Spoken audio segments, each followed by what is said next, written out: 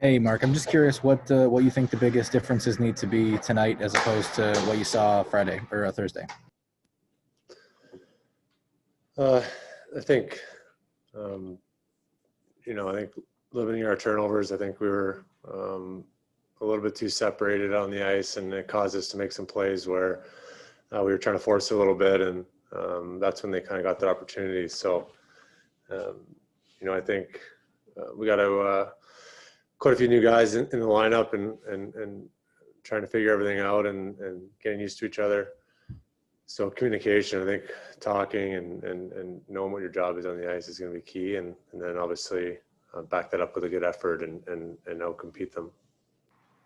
How different is it as a player facing the same team consecutively? I know it happens kind of on occasion in some seasons and obviously in the playoffs, but what are the biggest differences you notice in that dynamic? Yeah, I mean, obviously you have to make adjustments. They make adjustments to you. You have to make it to them. And on certain set plays and forechecks and things like that, you get more familiar with what they're going to do. And so, in that way you get more familiar with each other, and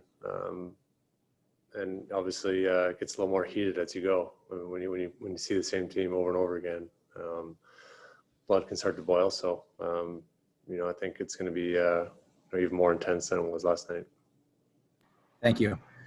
No problem. Next up, Trevor Thompson from Fox Sports Detroit.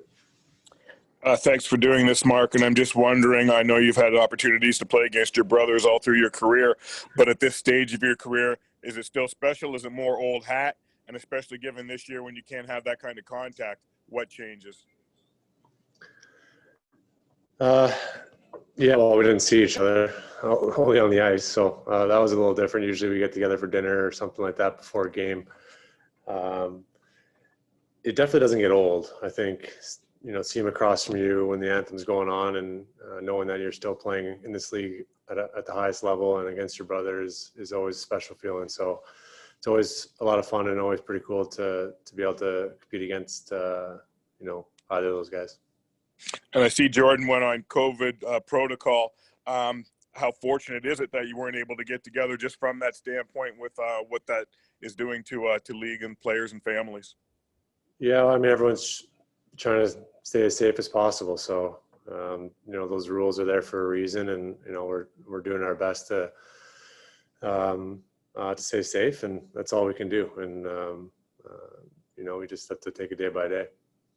And just from what you know about him, is everything okay with him health-wise right now?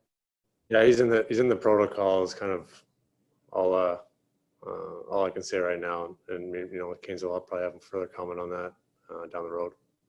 Thanks, Mark. Good luck tonight. Yeah, no problem. Next up, Helene St. James from the Detroit Free Press. Hi, Mark. I just want to draw your mind back a few years with teams having taxi squads. How does that help a young player, maybe just even practicing with NHL caliber players with an NHL team? If you can remember what it was like when you were coming into the league.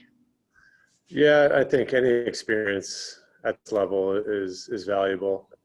Being around a professional dressing room and being able to practice with the guys and is invaluable. So, I mean, as much as you can take in, you take in, and obviously those guys are looking to improve and get better. And I think going through this season, we're going to need a lot of those guys. You never know what's going to happen here. So, it's good for them to improve and stay ready. Is it just a good experience seeing up close what it takes, in daily habits and in daily commitment to play at the NHL level? Yeah, I think probably even just like the schedule and